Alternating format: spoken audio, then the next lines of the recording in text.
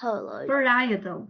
So this is parietal, frontal, temporal, and occipital. So these are the 4 lobes. And this is how the areas which are in charge of the language and speech, they look like when we graph or we scan our brain activity. So we can map the language areas are the ones which are dyed or which have produced a phosphorescent stain or image. Now, did you know that our brain can run on only 25 watts of electricity? The same that it is enough to power an LED light. Did you know that? So your brain, yes, okay. So your brain can power a 25 watts of LED light. So that it's the electricity generated by the brain to power the light. How many nerve cells are there in the brain? There are almost 10,000 different types of the nerve cells, but all of them have the dendrites, which are the short projections, and the long projection, which is the axon, and all the cell body.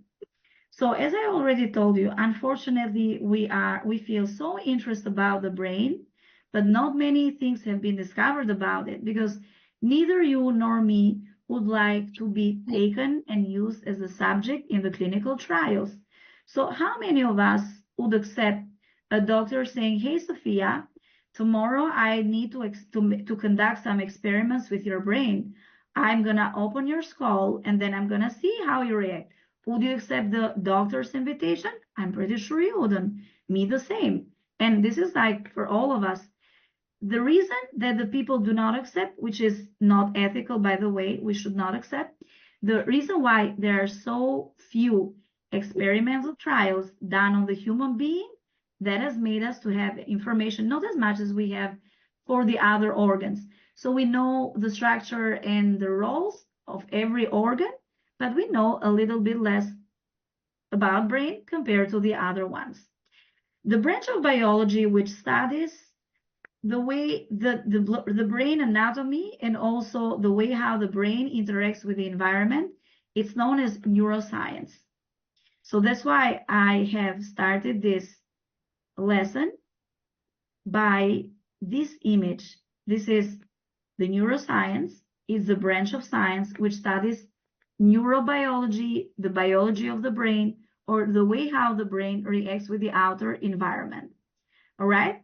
And something else that we can say about the brain is the brain cells, the neurons, they work in chain, which we indirectly mentioned.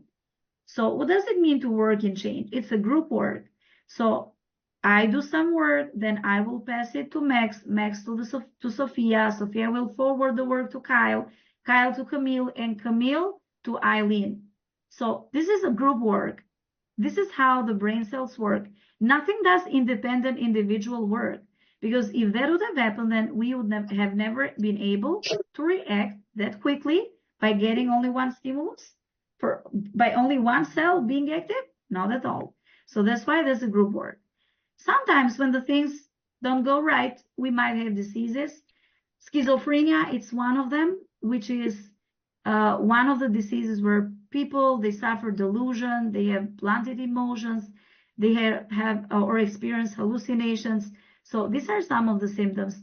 Or maybe some people can experience major depressive disorder or depression, the major depression, where they have a lack of interest of life and the activities and school and whatever. Or bipolar, when they have mood swings. Today I'm feeling right, I'm smiley, I'm happy. After an hour, I start sobbing, crying intensively without any reason. This means that most probably I might have been affected by this bipolar disorder. So the brain, unfortunately, can get sick. Alzheimer, it's another one. Or Parkinson, it's another one. Fortunately, there is something that we can do, which is we can undergo what it is called the stem cell-based therapy. The stem cells are cells which can become any type of cell. You will place a stem cell in the heart, it will become a cardiac cell.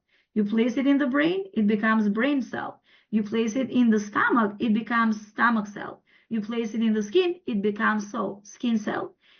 The problem is our brain has very few of them.